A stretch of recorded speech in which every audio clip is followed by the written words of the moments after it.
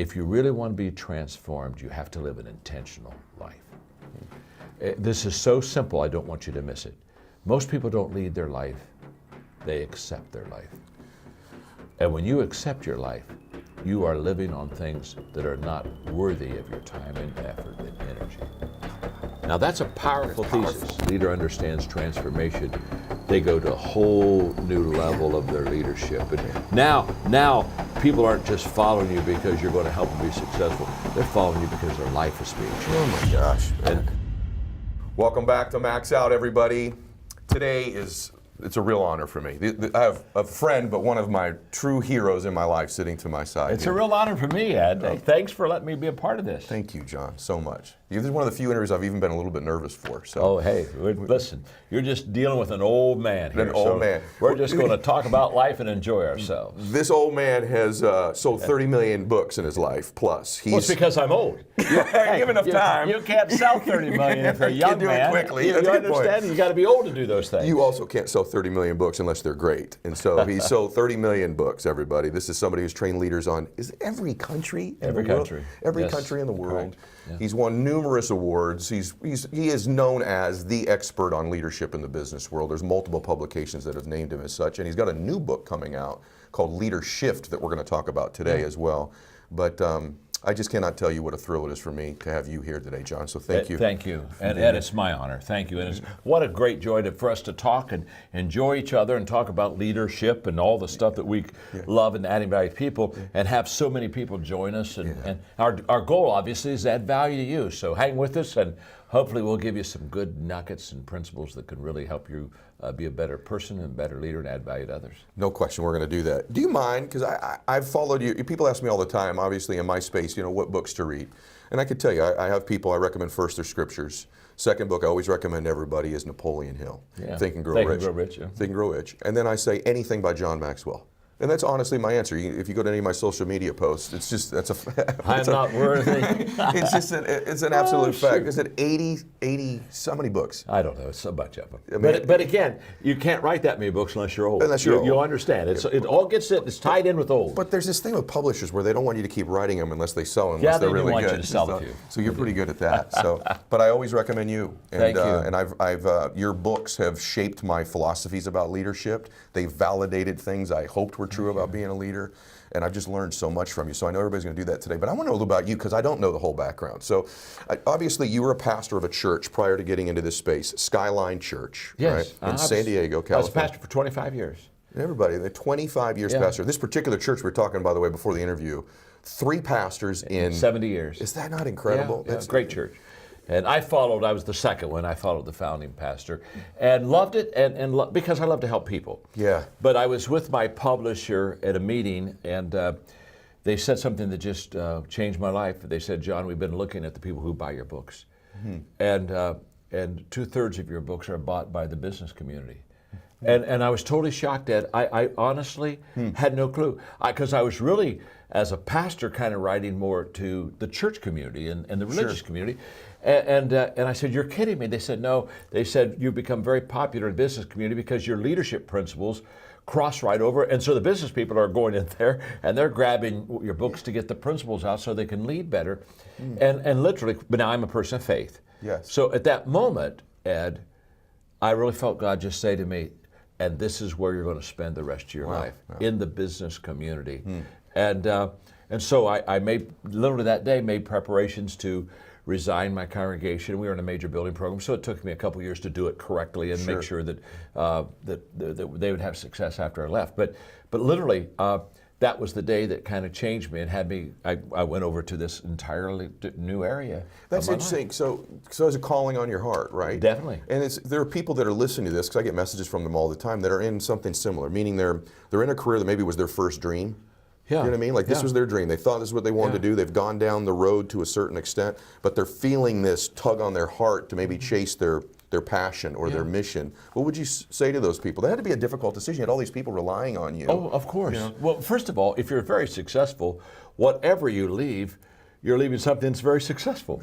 And what I found a long time ago, it's very easy to leave something that's bad. It's kind of like, get out of town. Thank you. What I mean? Right. Where's the exit? Right. But when it comes to something successful, people say, wow, I've got to give this up. I mean, this is really good for me. This is really working. In fact, I tell people all the time they need to do an autopsy on success.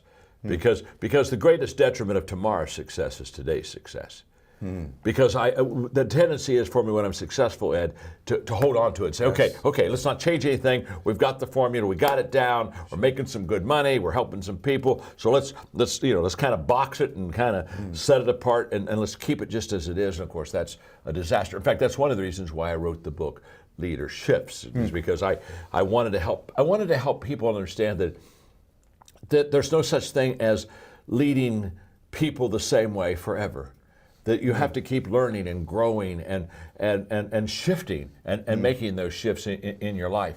But for me, when I made this transition into the business world, what I discovered was, as you were talking a moment ago, you feel the tug on your heart, the kind of like, wow, I started here and now I'm over here. Here's what I believe. I believe that as you follow your dream, it gets bigger. And when it gets bigger, there are more things that you're learning about it that you didn't know when you started. In the beginning, the dream is just, it's just very little, and you can kind of see it. And so you go that way, but then it begins to expand. Yes. And for me, it's a calling. And let me just say this. I'm not trying to be over spiritual, but somebody asked me the other day what a calling was, and I like kind of my new definition for calling. Okay. In fact, in my book, Leader Shifts, one of my chapters is shifting from career to calling, and how Perfect. And how do I make that shift? But I think a calling is a purpose with a divine touch.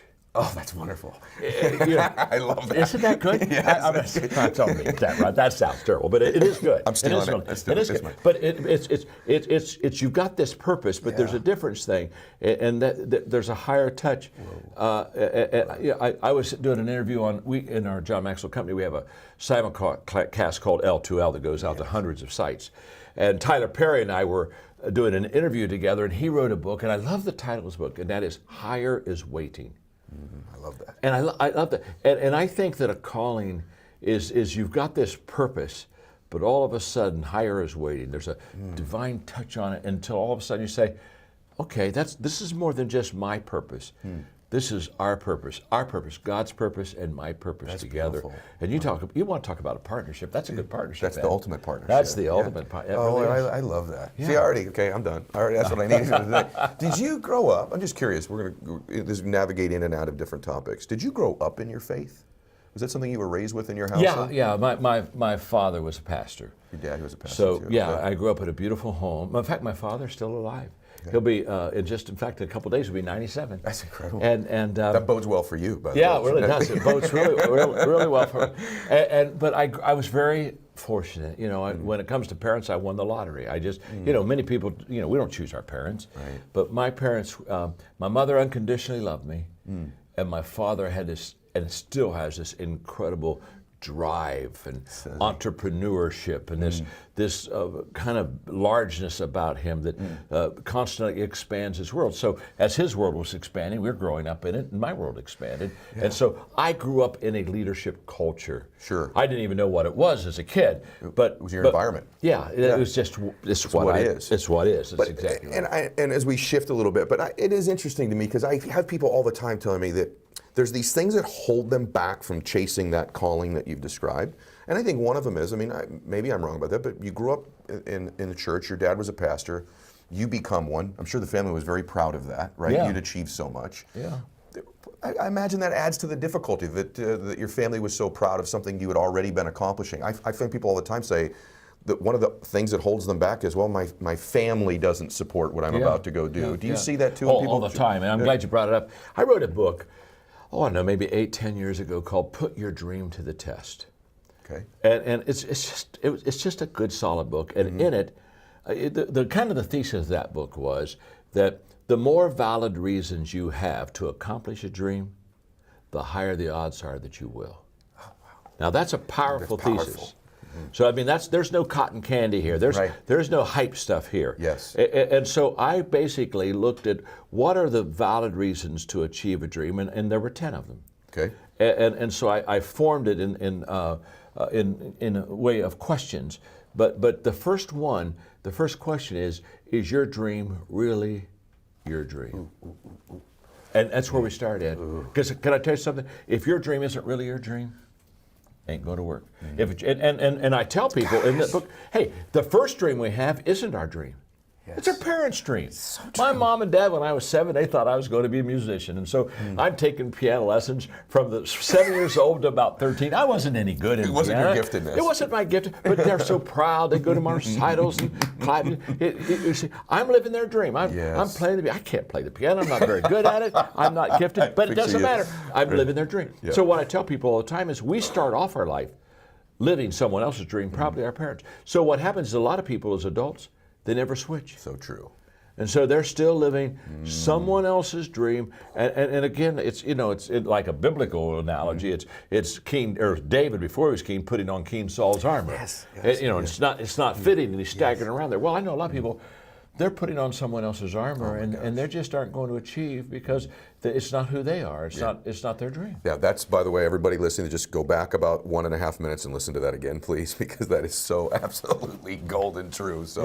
So that was a difficult decision for you, I assume. It was a difficult decision for me because all I ever knew was pastoring. So let's start there. Yeah. It wasn't a difficult decision for me as far as knowing where I was going to go. Yep. So I think a lot of times we have clarity on where we should go, but there's a lot of emotion that holds us back. Sure. And what was holding me back was the fact that this is what I've known, this is what I studied for, this is what my degrees are, I'm a theologue. And so when I made that transition, Ed, I had 3 very uphill, challenging, difficult years because I had to take the principles I taught and I had to address them entirely different. Sure. I mean, hey, I can't go in the business community and say, now let's turn in our Bibles. Right. And by the way, the worship team, if they'll come on right now, do we have the choir? I don't have any of that stuff. Sure. So now I've got to take, now here's what's beautiful. The leadership principles that I teach and write in books, they all have a biblical foundation. Yes. But I tell anybody, I said, in case that bothers you, you tell me what your leadership principles are, and I'll tell you where the Scripture is. I love because it. It's all, the greatest leadership book ever written was the Bible. Yeah. And in fact, I have one of my most wonderful favorite projects was that they asked me to take the Bible and put my leadership lessons in it. And so it's the Maxwell Leadership Bible. Saw that. I'm telling you, Ed, I have probably 800 lessons in that now. Yes. And so you just read a little scripture, and here's another lesson that you can apply into your life. But the reason I can do that is because all the leadership principles I teach, they're all biblically based and have a foundation for it. So now I'm going to a new crowd. So the principles, I got those. But now I have to illustrate them different, and I have very little business experience. So what I did, and I think this is what will be really, hopefully this will be helpful to you. Whenever you're making a transition that's kind of out of your strength zone, or certainly brand new like this was, I ask a lot of questions and I listened. And so I just sit down with people like you that are highly successful in business, and I say, okay, let me ask you some questions. And I'd go and I'd ask you questions I learned from you, and I'd take a lot of notes, and I'd pull away and say, okay, now this is how Ed did it, and this is what Ed thinks, and I think I could apply this there. And I spent 3 years humbling myself and being very teachable and saying, I just want to learn, I just want to learn. Because I knew that I had the leadership principles, but principles that are good without application or connection are principles that aren't going to work for anybody. So as a communicator, I know that, so a lot of people, they say, well, I've got this great idea. It doesn't matter if you can't communicate the great idea, it isn't going to go anywhere. So I knew that now I had to connect, I had to communicate.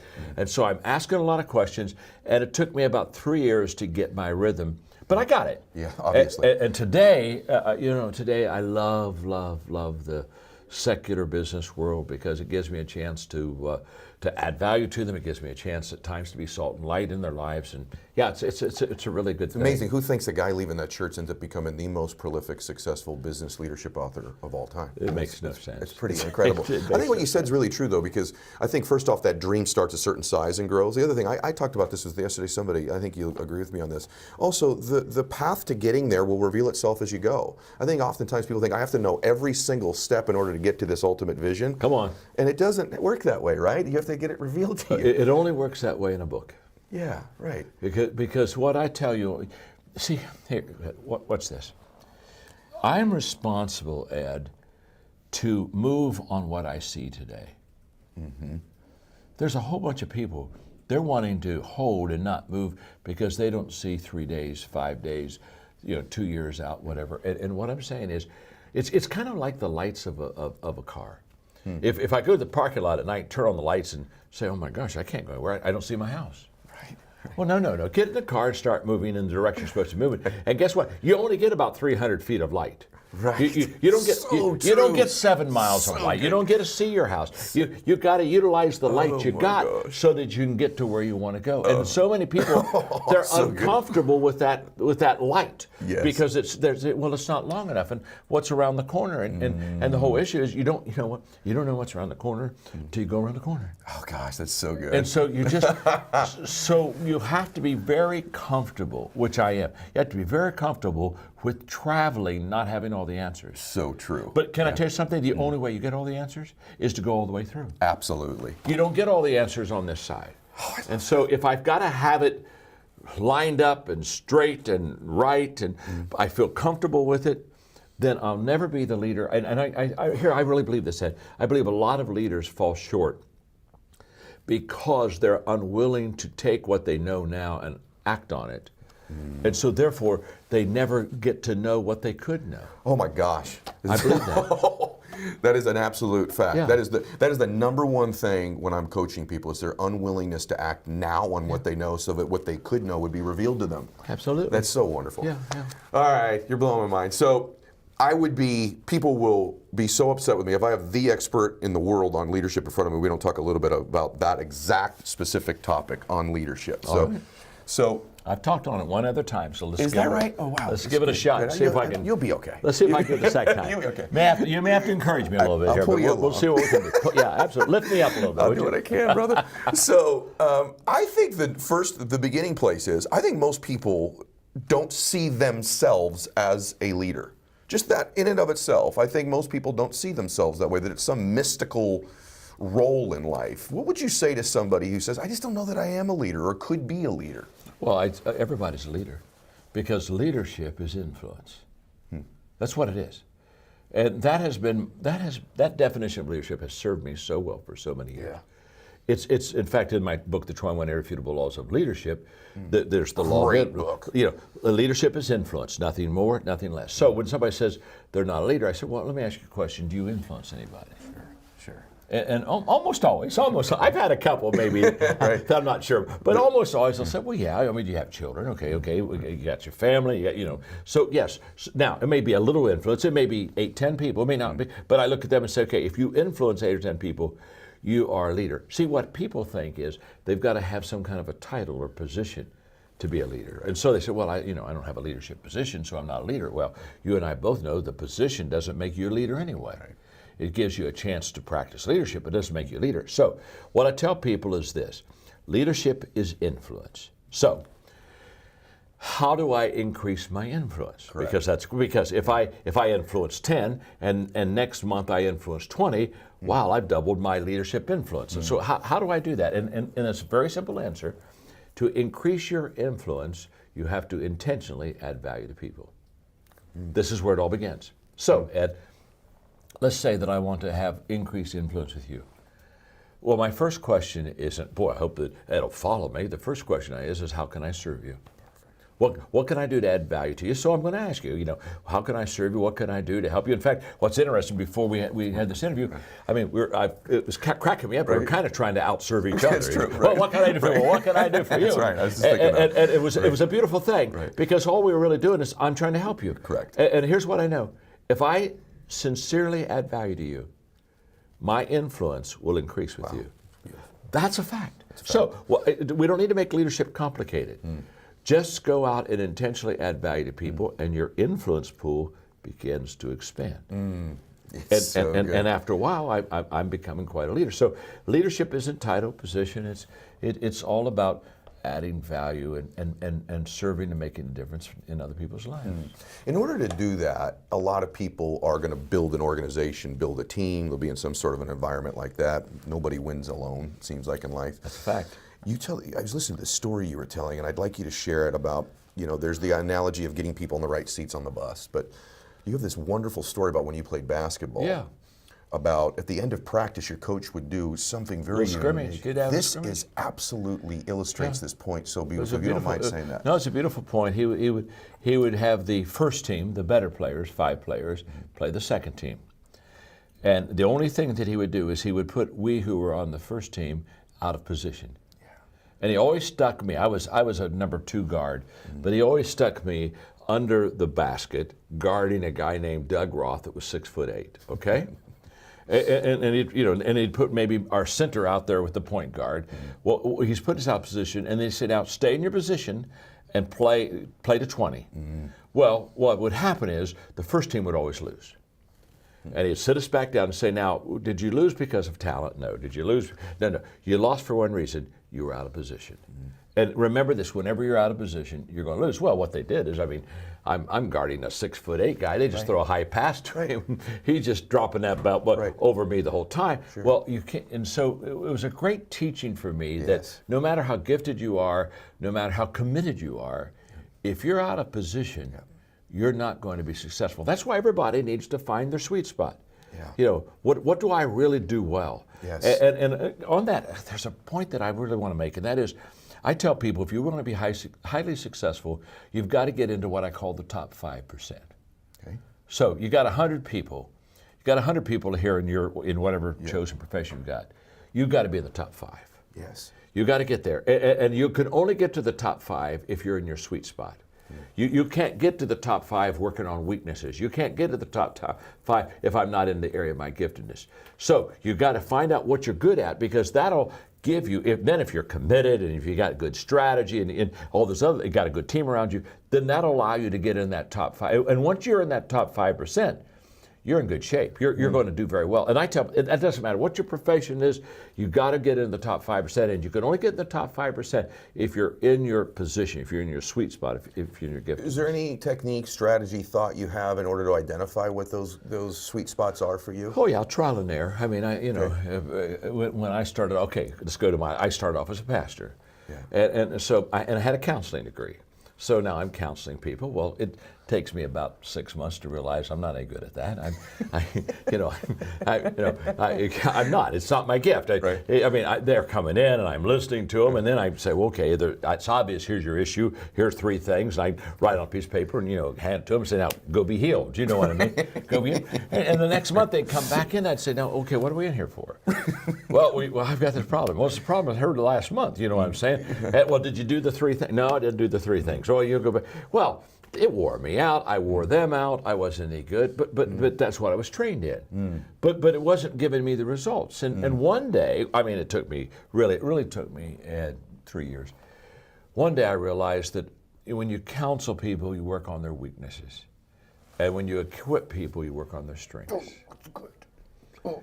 And the moment I went from working on weaknesses to working on strengths, I was a rock star with strengths, because you show me your strength and I'm going to give you a game plan and let's get going, because I'm a natural equipper, not a natural counselor. Yes. Nothing wrong with counseling, it's just not my gift. You with me? And what did they teach me in college? They taught me how to administrate. Yeah. So I'm in my, I've got my little country church, I'm doing administration. Well, there's no return there. My gosh. And one day I'm waking up and I'm saying, wait a minute, this isn't working. I got to go get me some volunteers to do this administration so I can get back. And so it's trial and error. And sometimes I think we go to people like, Ed, if I'm trying to find out my strengths and you and I know each other really well, I may come to you and say, okay, well, talk to me. What do I do well? Yes. Sometimes we don't understand our own strengths, and it takes somebody that really is a good friend that knows us well that can say, well, I think you're really good in this area, but you got to find them. Yes. And the good news is everybody has gifts. That's right. Everybody. So there's not such thing as a person, well, I just have no gifts, and so I'm left out. Everybody has them. You just got to go find them. But once you find them, that's where, and by the way, that's where you put all of your time in personal growth and development. Because the goal isn't just to learn a lot of things. I know a whole bunch of people, they're very knowledgeable, but they're not very successful. That's right. So what you got to do is you got to say, I'm going to stay in the area of my strengths. Yes. And so when at 27, when I decided I was going to speak and maybe write some books, I asked myself a very simple question. What are the areas that people need to excel in to be successful? And I came up with 4 areas. Okay. Relationships. I mean, if you can't get along with people, hello. Right.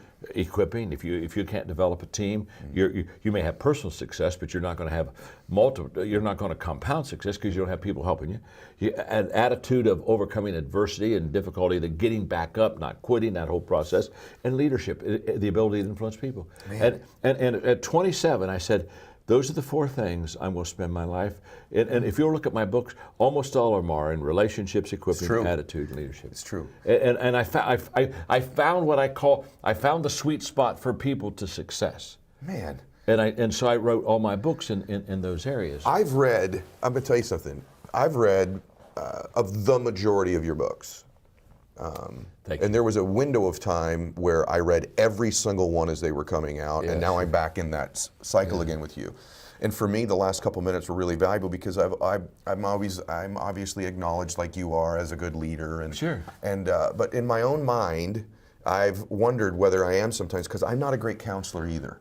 And I mean that, like when people are looking for counsel from me, but what I am, I do feel like I'm really good at identifying giftedness in people. Yes. I see giftedness. I think I'm good at equipping people. And so leaders come in different shapes, sizes, and forms. That was just really a good validation just for me, and I think it would be for certain people listening to this, because I think also sometimes people that are really good at executing themselves potentially maybe struggle with counseling people on how to do things, but they're great at they could be great at equipping them. Oh, absolutely, absolutely. And what I found is successful people are really good at finding their gifts, getting in their gift zone, and then just really staying there and becoming successful. Yeah, I think they're happier too. Oh yes, but successful leaders, there's the difference. Successful leaders have the ability of what you just described, Ed, of finding the sweet spot for other people and getting them in that sweet spot. Yeah. And that's where the return is. That's right. I spent my life, after I discovered what my strengths were, now I'm just helping other people find their strengths, because there's nothing more empowering to a person than to find out that they are good at something and then being equipped and taught how to do it well. That's honestly what you just described is what I enjoy doing most of my life. That's why you're a leader. Well, I hope I'm working on it. Thank you. I just want you to know something, like the whole interview, everything we're doing today, that was valuable for me, because I've struggled even myself. Like, why am I, that's an element of my ability with people that's just limited. I'm not great at counseling people, but I am good at equipping them. So it's just a distinction that I really appreciate. One other thing about teams, and then I want to talk about the new book, but one thing I want to talk about on building teams and having teams is, I have probably talked about the law of the catalyst. Oh yeah. In my life and business that you've talked about in various different books. Yes. Both identifying them in an organization so that they can grow, and also wanting to be identified as one, as someone coming through an organization. Could you just talk about, most people listening to this are familiar with your work, but obviously there are people that aren't as well. So what is that law of what is a catalyst in an organization? Why is it important? Why do you want to be one? Well, Ed, that's out of my book, The 17 Laws of Teamwork. And basically that chapter is about the fact that good leaders have the ability to make things happen. And so when people look at me and they say, okay, John, I'm looking for maybe a potential leader, what's the first thing I look for? The first thing I say for them to look for is, look for somebody that makes things happen. Yes. Because but there's a whole bunch of people, they're wondering what happened. You know what I'm saying? And they're not the one you want to recruit. Right. So I say, go find, because here's what I discovered. If you can make things happen for yourself, you now have the credibility to make things happen for other people. Whoa. If I'm not successful, there is no appeal for you to follow me. I tell people all the time, success is the credibility of a leader to lead. Because you think about it, no one ever got, nobody ever said, oh my gosh, I'm financially in deep weeds. Oh my gosh, I think I'm going to go call my buddy Joe. He's been bankrupt 3 times. Right. Hey Joe, help me. No, you don't follow Joe. Joe's been bankrupt 3 times. You got to go find somebody that's successful with money. So I'm true. going to get a divorce. Oh my gosh, well, I'm going to call Jack. He's been divorced 4 times. Right. Jack, help me with my marriage. You see, people, when they need help, the first thing they think about is who is better than me that I can follow. And so the credibility of a leader as far as to lead is that they're successful. I mean, if I'm successful, I say, hey, I'd want to join my team. Well, of course. I mean, if LeBron James was in the room right now, LeBron says, we're going to play a little basketball, and LeBron says, I'll pick, and then John will pick. Well, when LeBron's there, you've got your hand up and say, LeBron, pick me, because you're going to win if you get LeBron. And every time I'm getting ready to pick, you're diving behind the chair. It's a fact. You don't want to be on my team. You're going to lose on my team. And so what I tell people all the time is that the first thing you've got to do is you got to get good yourself. If you're why would I ever think that I should lead somebody if I'm not any good at it? So true. Okay, but once I'm good and I've found my success, now I begin to say, okay, how do I compound this? Well, I compound this by looking at Ed and saying, okay, Ed, let me help you find your sweet spot, and let's get you on this same road, because now all of a sudden, this is how I really build a team. And so the law of the catalyst is all about making things happen. Yeah. And that's what I look for. I mean, Jack Welch, his phrase was, that, who's going to get out of the pile? Yeah. He'd say when he's at General Electric, there's a big pile of people in this company. Well, who's going to get out of the pile? Well, somebody's going to climb out. Mark Cole is the CEO. I have 6 companies, and Mark Cole's the CEO of them. And the reason that he is because he got out of the pile. Yes. He got out of the pile. He started in the stock room. Yes. And did he really? Yeah, Mark did? Yeah, absolutely. Did you really? Wow. And I just took him out last week. No. That's awesome. Mark's here, by the way, and he's cracking up over this. Here with us. But he got out of the pile.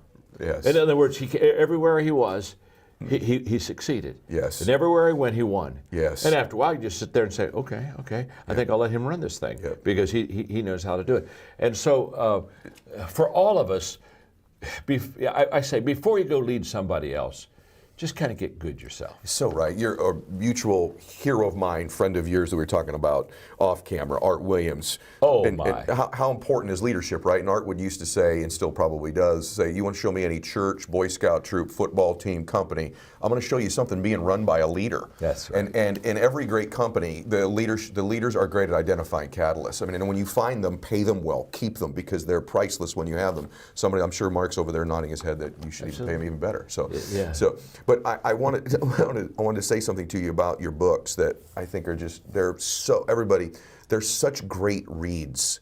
They're easy to read. They're memorable. He makes points and then backs them up with incredible stories and anecdotes and quotes. And so it's the other thing about your books. They're incredibly, I would say, the information is profound, unique, and deep, yet very easy to, you equip people so well with the way you write it that it's transferable. That's right. The information is so transferable. You do that better than anybody's work that I read. I enjoy reading every single book. The problem with your books oftentimes is when you highlight them, you would almost be better off in John's books, highlighting the parts that you don't want to go back and remember, because it's literally just covered in highlighter when you highlight his books. I'm serious. Thank you, buddy. It's an absolute fact. I always get tired of highlighting. It's like every single part of every single page, it would seem to me. Well, I'm a communicator.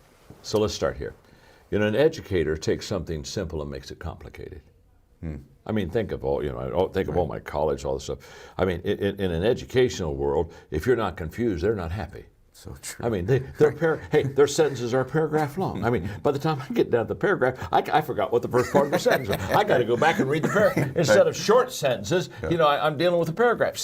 But a communicator is exactly opposite. They take something complicated and make it simple. Wow. And so here's, when I write a book or when I speak, doesn't matter. My first objective is to keep it so simple that when I say it, it immediately resonates with people. Wow. In fact, anytime you have to explain what you said, you didn't say it right the first time. So my joke is I put the cookies on the lower shelf so everybody can have some. And so, simple as far as understanding, but deep, because there's a difference. Sure. But deep when it comes to profound results that it will make in your life. It's an absolute fact. So, I mean, one of the principles I teach is very simple. I just hold my arm up in the air and I say everything worthwhile is uphill. Everything. Everything. There's nothing in your life worthwhile it's not uphill. It's all uphill. Well, everybody gets it. I mean, it's all uphill. So good. You know, and here's the problem. You get uphill hopes, but we have downhill habits. Okay, we're in trouble. You know, got a downhill habit, you're not going uphill. Got to change that habit. So everything that I teach with a real passion to keep it simple, but keep it very practical, and make sure that the principle is life-changing. Yes. If you could do those three things, Wonderful. and then you really got it going. And when I wrote the book Leader Shifts, I've been sitting on that book probably for a good 12 years. Have you really? In fact, a lady on our team named Erin, who does a lot of content for me, Yes. she shared with me, she said, John, you really need to get that book out. And I kind of put it on the shelf and really wasn't too excited about getting it out because I thought, I don't know, this may be a little too simple. But when I started writing, I thought this is going to be life-changing. And now that I'm looking at the book coming out, I'm so excited because here's what happens. We start leading in a way that gives us some success. And immediately we get into this pattern. And what we don't understand is that leadership, if leadership is about anything, it's about adjusting and being flexible. And if you want to be a manager, then nail it, get it straight, do it the same way every time. That's management. But when it comes to leadership, in fact, if you go back into the 1980s, there were no leadership books in bookstores. Right. They were all management books. Right. Because you were trying to manage your company, your business. And then things began to change so fast, people were saying, this management stuff doesn't work because this baby isn't staying the same. I turned around and it moved on me. And so I've got to get in front of it. And so leadership is all about being in front. Well, if you're in front, one of the first things you know is if you're in front, you don't know everything. Yes. So the issue is not knowing everything. The issue is when you know something, adjusting as quickly as you possibly can. Because if we don't adjust quickly, we miss it. Yes. Because it's a timing thing. Especially today. Oh, well, I was getting ready to speak for a company recently, and their theme was fast forward, and we were doing a pre-call, and they asked me, they said, what's fast forward mean to you? I said, well, fast means faster. As you look in the future, if anybody thinks that the future is going to be a little bit slower, or I love these people say, well, honest to God, I'm just waiting for things to slow down. You know what? I would suggest dying. That's what that's probably about the only way it's going to slow down for you. So fast is faster, but let me tell you something. Forward is shorter. When I started off as a leader, we had 10-year long-range plans. And 5-year was a mid-range. A short-range plan when I started off, now I'm talking about in the dark ages now, was a 2-year plan. Yeah. Well, a 2-year plan now, that's a ridiculous long range. I mean, that kind of makes you suck air. You say, I think that's a little bit long. Yes. So what I know is fast is faster and forward shorter. Very good. So let me tell you something. The only people that are going to win are people that can make leader shifts and adjust quickly. And so I wrote the book. I talk about 11 leader shifts that I've made in my lifetime. Yes. And people ask me all the time, they say, John, how have you stayed, I'm 71, how have you stayed on top of your game? And I say, it's very simple. It's not the same game. Gosh. Okay, baseball is called baseball, but it's not the same game. So true. I mean, you don't go to the baseball game the second day and say, oh my gosh, now wait a minute, that leadoff hitter got a single yesterday. Oh, he struck out. Oh my Lord. You see, it maybe had the same title. Yeah. But it isn't the same game. Yes. And you don't lead today's game on yesterday's results. No kidding. Babe Ruth said one day, he said, yesterday's home run won't win today's game. That's right. And I'll tell you what, yesterday's thinking won't win today's game either. So I talked about leader shifts that you need to make in your life to keep you on the edge and to keep you adjustable and flexible so that you can really lead your people well. Because here's what I know. People don't like change. You're right. So when the leader is resistant to change, he's going to get into this leadership gravity pool, or she is, that's going to go down every time. Because I can tell you, you're not going to have the people behind you saying, come on, let's make some more changes. Let's make some more adjustments. No. Remember, they're wanting to hold on to what they have. And your job as a leader is to say there's something better. If you'll just let this go, there's something better for you here tomorrow. And that's and that's what the good leaders do. See, I think the timing for this book, based on what you described, is so requisite. I was involved in, obviously like you are, multiple different companies. I was in a meeting last week, and one of the folks in that company that was leading it, whom I like a great deal, but 5 different times in the meeting, that person said in the meeting, well, the way we've always done it is. And I thought, this is the beginning of the death of that organization. The way we've always done it is. The way we've always done it isn't necessarily what we should be doing now. It's interesting, you take a look at a guy like Belichick. Yeah. Coach Belichick in the NFL, right? Great example. Great guy. And people say, well, why have the coaches that have left him maybe not had the success that he's had? And I think one of the reasons that happens, I work with a lot of the guys in that league, I think oftentimes when a coach leaves someone like that, they're constantly saying, well, what Coach Belichick always did is. Meanwhile, Coach Belichick's evolving all the time, and you've got this snapshot of the year or two you were with him. And so I think that's absolutely true in almost every business, that leaders take snapshots of both their own company or maybe even the person they worked with in the past that was a great leader. Yeah, Malcolm Gladwell makes a great statement on that, and he basically, his statement is that if you are comfortable today with what you were comfortable with yesterday, you're already in trouble. Man, that sounds and I believe that to be. Do you think that's part of you, John? I mean, I was thinking about you driving over here. We have several mutual friends, and I mean, right when I met you, you are the most energized, intense, confident, kind person that I recall ever meeting, right? I'm sure I've met, I mean, you are 71 years old, yet it seems like you're on your A game right now. A+ game, thank you. A+, and I know even how difficult it was even for us just to get a conversation today. And so you embody these things. One of the things about that I think makes a leader great too is they're congruent. So meaning the things you're writing about are the things you're doing. Oh, and that's so, beautiful. And you're incredible. So I want to make sure everyone has a chance to get this book. So the book's out in a couple weeks, everybody. It comes out February 5th, but they can pre-order it right now on Amazon.com. On Amazon.com. Absolutely. And so you're going to want to make sure that you do that, everybody, now. You want to be the first people to get this book. I obviously cannot wait for this book. I want the different organizations I'm involved with to read this as well. I'm telling you, listen, everyone. Not that John needs this. My full, complete, entire endorsement of the things this man teaches and writes, you have from me. And so please go get this. It's going to serve you. And when we say leader, by the way, a lot of you ladies that are listening to this that are entrepreneurs, your number one leadership job is dad or mom. And so when we're talking about the law of the catalyst, ask yourself, who's the catalyst in your family? Who's the one changing your family true? Who's the one leading your family? Who's the one setting the culture in your family? As a parent, how great are you at identifying giftedness in your children and bringing that out of them? All of these principles apply not just in the business space or just in the faith space. Can we talk about a couple chapters in the book, though? Do you mind just covering a couple things? You're the boss. Well, we're limited on time, but I want to max you out here a little bit. So, because I watched this. One of the chapters of the book, and we're not going to give the entire book away, just a couple thoughts on a couple of the chapters. Sure. Pleasing people to challenging people, the relational shift.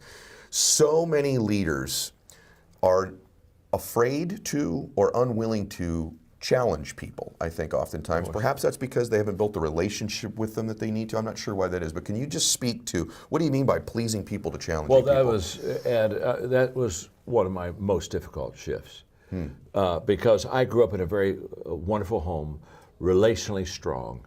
And so I kind of had this idealistic idea about people that they all got along.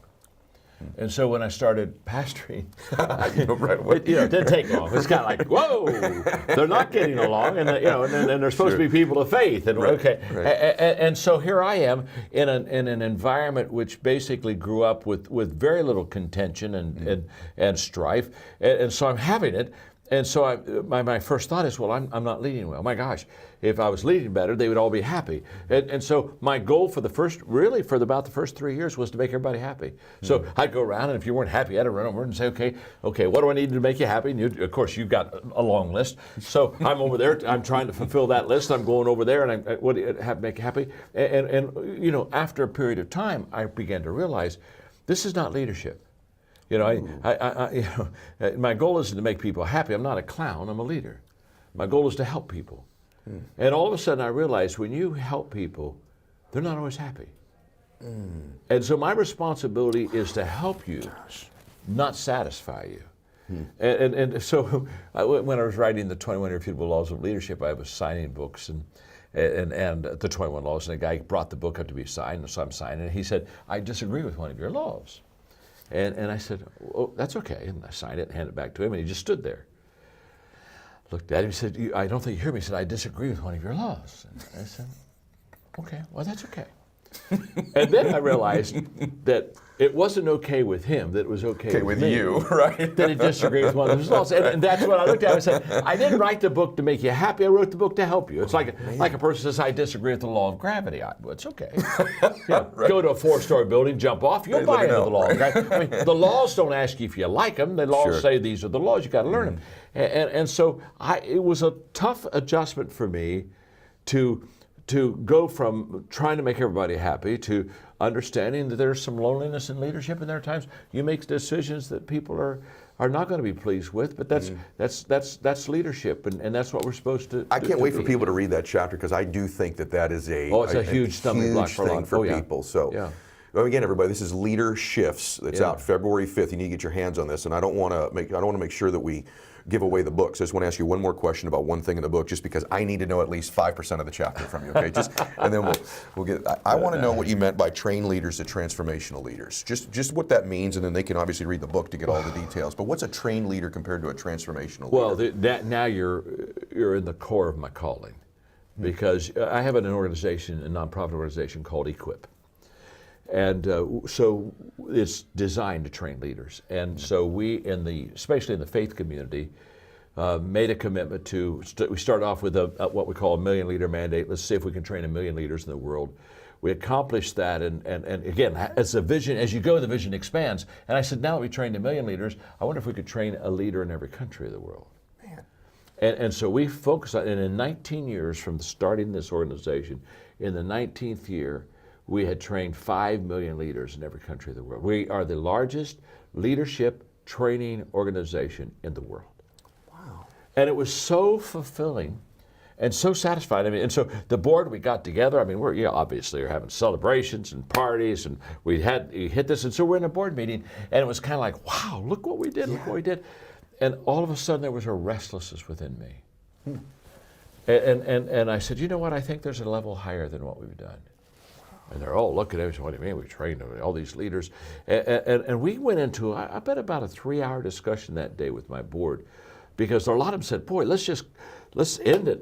We just scored. We just won the Super Bowl.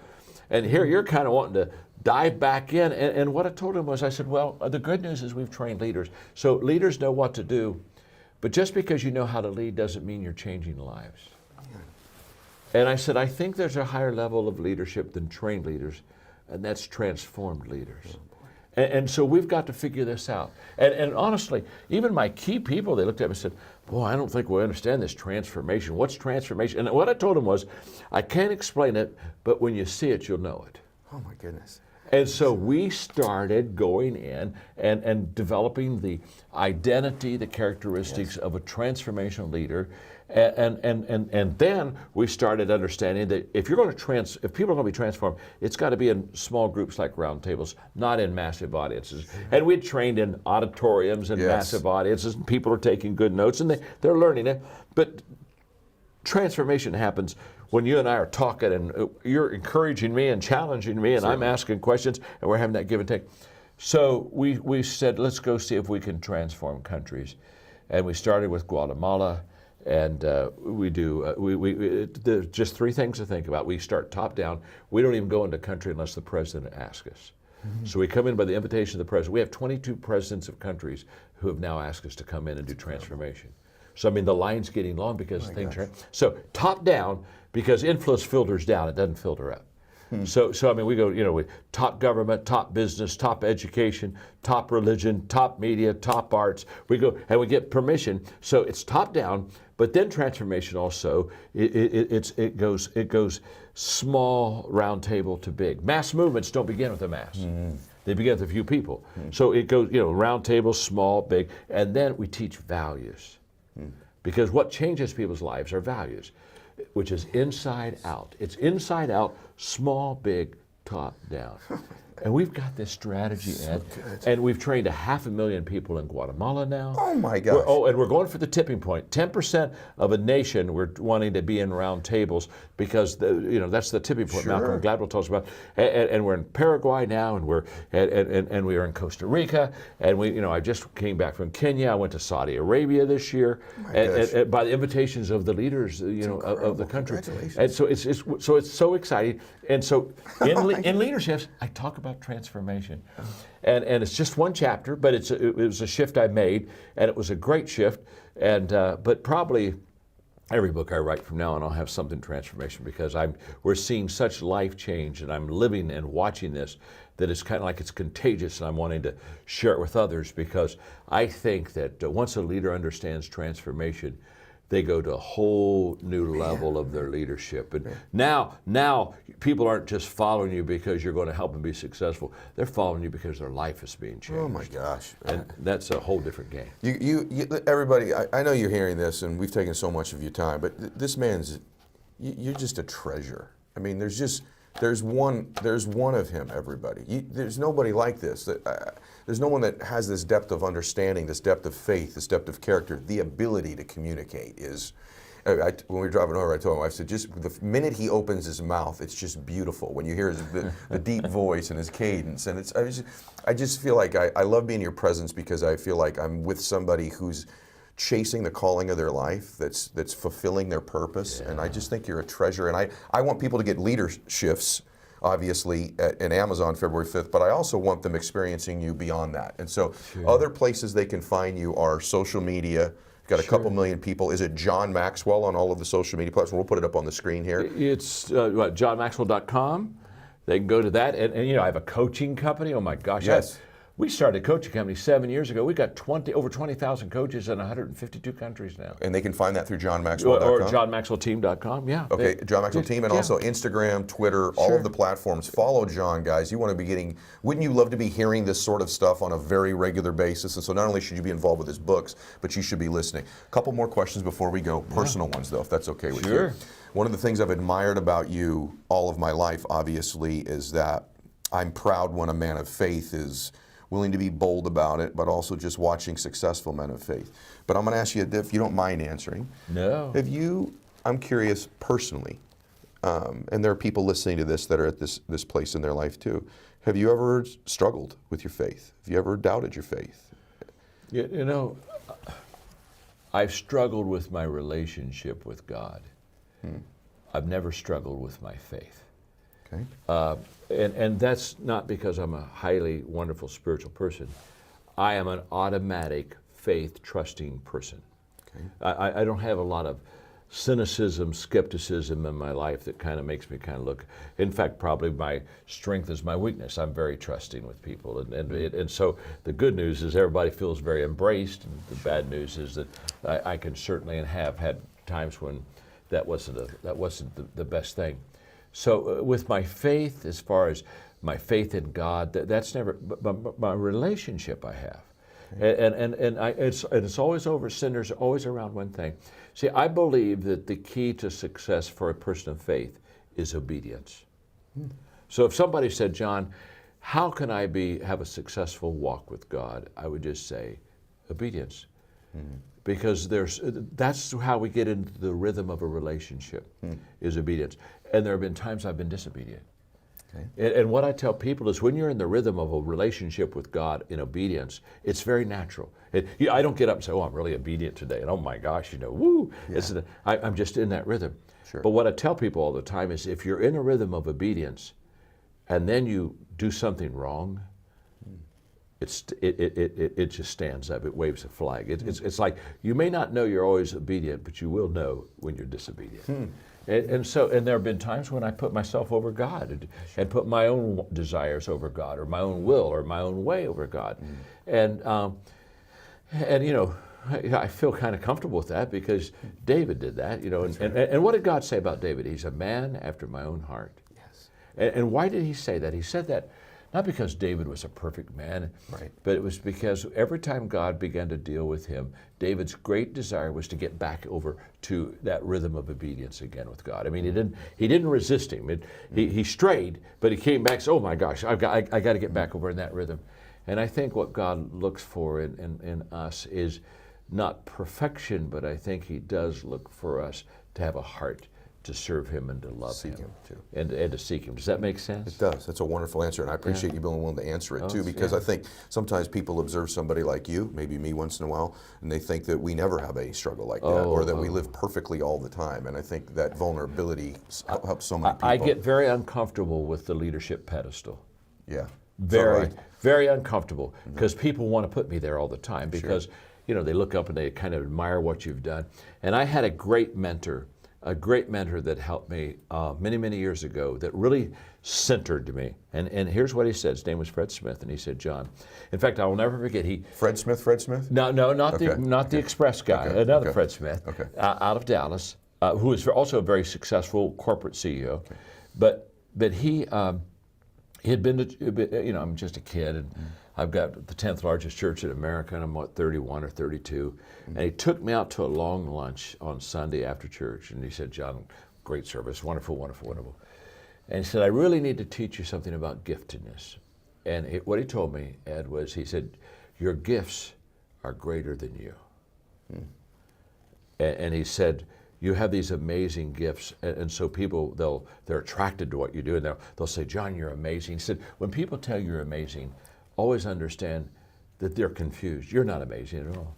He says, you're human, you're a sinner, you're prone to mess up and make screw-ups of your. He said, there's nothing amazing about you, John. He said, what they really are seeing is your giftedness. Yes. And so he said, John, when people want to tell you how wonderful you are, he said, you're not wonderful. You're just a human sinner like everyone else. There's nothing that sets you apart from anyone else except your giftedness. So he said, when they're on their feet and giving you a standing ovation, smile, wave to them, but understand, they're applauding your gifts. They're not applauding. And I'm telling you, Ed, that day I walked out of the Brigantine restaurant in San Diego, California, and I said, I got that. Yeah. I got that. And so what does that do? So when all this good stuff happens to me, it goes right back to God, because I didn't give myself the gift. He gave it to me. He is the total source of everything that's good about me, and I'm the total source of everything that's screwed up about me. That's so beautiful. And I don't get those two confused at all. Wonderful. You follow what I'm saying? So when I'm in a mess up, I just look at myself because I've got the blame. But when the good stuff happens to me, it's Him. And that centered me. Yes. And I can tell you today that I'm very appreciative when people, John, but when they say all those things, I'm walking off the stage, I'm saying to God, the only reason they're standing is because you gave me these gifts. And by the way, He can take them from me anytime He wants to either. Right. And so therefore, I want to make sure that I always am grateful for that gift, because again, a gift can be given, but a gift can be taken away too. That's so beautiful. One more question. Yes, sir. Last one. Can I just tell you something, though? Yeah. It's so good to have a hero of mine and somebody that's been a role model of mine exceed my expectations as a man. And so, in this short time we've had, it just feels really good for me. I hope that someday people feel that way, the way I feel about you. Well, because kind. I've watched. We've spoken on the same, obviously, agendas a couple different times. Sure. And I've read your stuff, but I've looked up to you, and you exceed my expectations. So I'm really Well, this grateful is the beginning of a long, beautiful relationship, Ed. I feel that way. Yeah, no. This I really do. This is kind of like the catalyst for us to now spend some time together. Very grateful. I greatly admire you. Thank you. And am grateful, very grateful for you letting me be with you today. Oh, our audience is most grateful, and so am I. So thank you. Last question.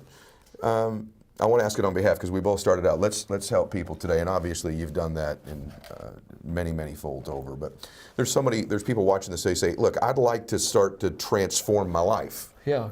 There's transformational leaders, but I need to transform my life. I want to take a step towards being happier, being more successful.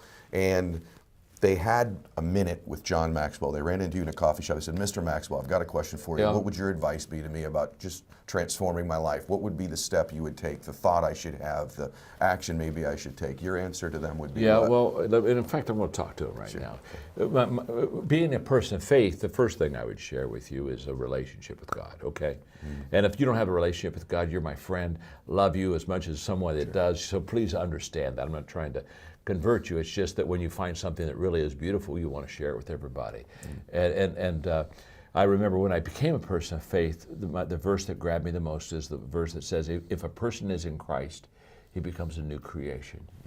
And I did. I became a new person, again, because of him. Now, let's skip that, okay? If you're not a person of faith, just act like you never heard it, okay? Let's go to the real thing. I would sit down at the table with you and I'd say, if you really want to be transformed, you have to live an intentional life.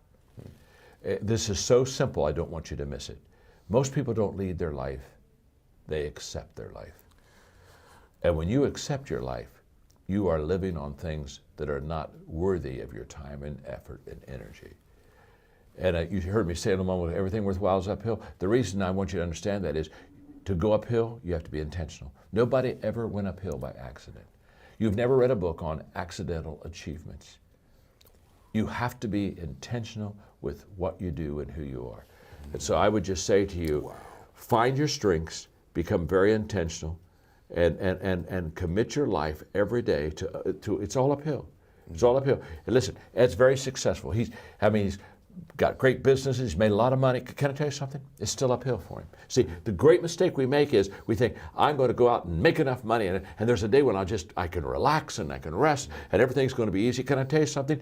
The day that you have that day, one of your children, gets in an accident, problems will never, ever leave you. Issues, obstacles, difficulties, they're always going to surround you. So you never get to that place where you've got it made. You're not supposed to got it made.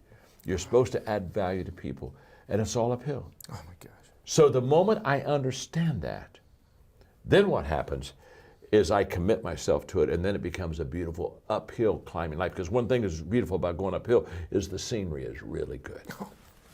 So you got to be intentional with it. So that's what I would say to them. Be intentional. Start today. And here's the difference. Good intentions are overrated. Gosh. I know so many people, well, I'm going to do that. Yes, I think that's a good idea. I think I'm going to do that. So good intentions are the most overrated phrase in the world. You've got to go from good intentions to good actions. Nothing happens until you've got good actions, and you won't have good actions until you're intentional with your life. My name's John, and I'm your friend. And I'm yours. I'm so grateful you're my friend, and now you've made millions more friends that are so grateful for that connection with you. So thank you so much, brother. I mean, honestly, it's my pleasure. It's my pleasure. Yeah. And everybody, I know that you're grateful too. Please do a few things I'm going to ask you. Number one, I'd like you to go get John's book, because it's going to help you. He doesn't need to sell another book out of the 30 million he sold. He wants to serve you and help you, so please go get Leadershifts. Also, follow John on social media. You already follow me or you wouldn't be watching this, but I want to ask you to please refer the podcast to different people. Subscribe, leave a review, help it move up the rankings. And just remember, every day on Instagram, I run the Max Out 2-minute drill. And what that means is when I make a post on my main feed, everybody makes a comment within the first 2 minutes. You go into a daily drawing. We pick a winner every day. Some of them win my book. They could win John's book, coaching calls with me, Max Out gear, you name it. It's just to keep you engaged in the Max Out universe and in the community. So make sure you're making comments on my posts and staying engaged and connected with me. John, thank you so much for today. It was my pleasure. Exceeded my expectations. God bless you, everybody, and Max Out. Hey guys, thanks for sticking around. If you'd like more, click the videos right here. They're exactly what you need to see next. And if you're new here, hit subscribe and become a part of the Max Out community. And tell me what you think about the videos in the comments below. I read all of them every week, and I select winners that get all kinds of prizes, gear, coaching calls with me. Make a comment.